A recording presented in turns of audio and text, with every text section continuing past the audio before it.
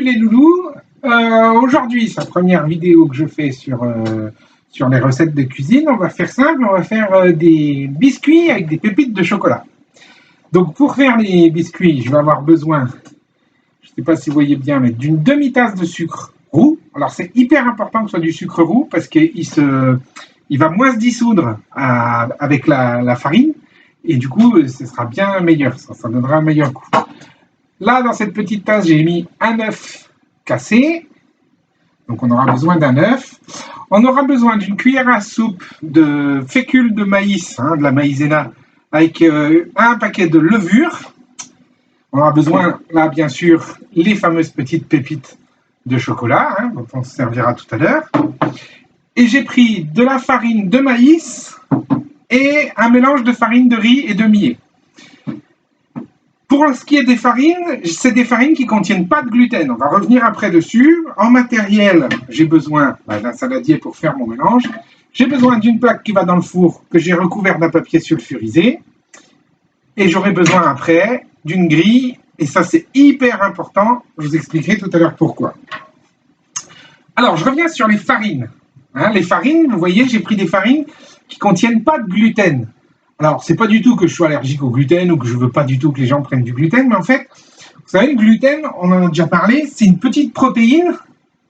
On en a parlé en perma, la protéine, vous savez, c'est ces petits outils dont notre corps a besoin pour refabriquer les cellules, il y en a dans la nourriture. Donc le gluten, c'est une petite protéine, il faut l'imaginer comme une pelote de laine. Et quand on va trop la mélanger, quand on va utiliser cette pelote de laine en cuisine et qu'on va faire des mélanges, c'est comme si notre pelote de laine, elle se démêlait un peu et qu'elle allait se réemmêler avec d'autres choses.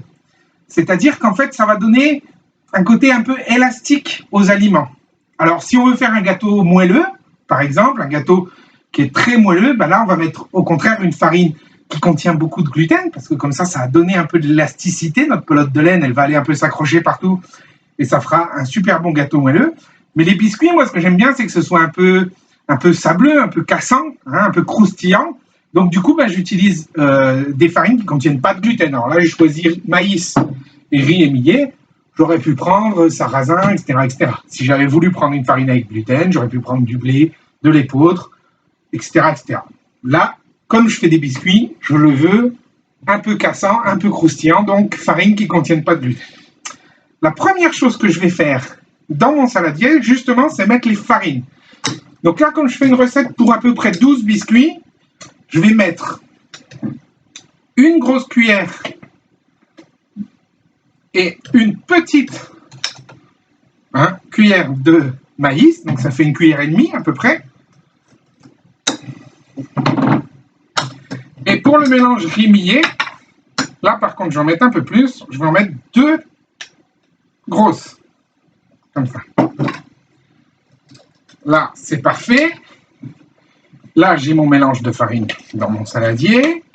Je vais rajouter ma demi-tasse de sucre et je remélange pour être sûr que le sucre il aille bien partout. Je remélange. Ensuite, je mets la maïzena mélangée avec la levure. Pareil, je mets...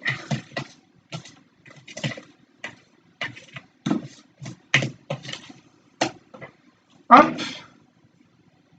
Et ensuite, je vais mettre dans un petit trou, un petit puits que je fais dans mon saladier, je vais verser l'œuf. Et là, je me rends compte que j'ai oublié le beurre, donc je vais aller chercher un peu de beurre. Donc voilà du beurre que j'avais oublié. En réalité, dans cette tasse, je ne sais pas si vous voyez, j'ai fait fondre 50 g de beurre que je mets aussi dans mon mélange. Comme j'ai fait ça, je vais mélanger jusqu'à ce que j'obtienne un peu une pâte.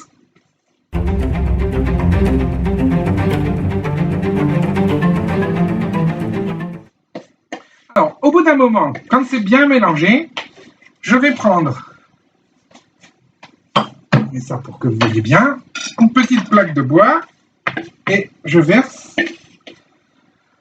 mon petit bloc de pâte, d'accord, qui est facilement malléable, d'accord, et qui est un peu comme j'aime bien, vous voyez, regardez, je ne sais pas si vous voyez bien, mais voilà, je peux déjà former des petites boules avec.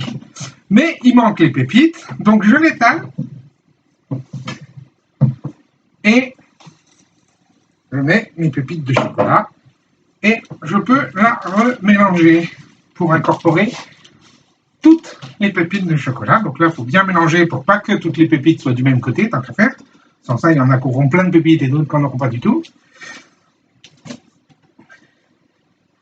Donc, je remélange ma pâte un petit peu.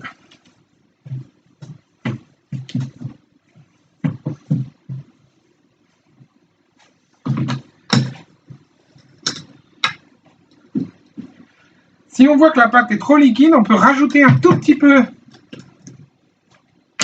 de farine de riz. Comme ça, ça va lui redonner un peu de... un côté un peu plus pâte. Hein. Voilà, alors là, j'ai incorporé mes pépites de chocolat. Ça forme une jolie boule. Hein, je vais essayer de vous la montrer de plus près. Hein, voilà, là, j'ai une boule de pâte avec les pépites à l'intérieur. Donc après, je vais former un petit rond, un petit boudin, qui sera plus facile à diviser. Et là, je sais que je veux faire 12 biscuits.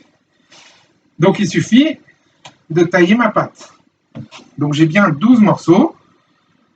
Et dans ma main, je vais simplement faire un petit rond que j'aplatis entre mes deux paumes et que je vais disposer dans mon plat. Voilà, j'ai formé mes 12 biscuits que j'ai bien mis sur la plaque. Donc, je vais aller les mettre au four pendant 15 minutes et après, on se retrouve à la sortie du four.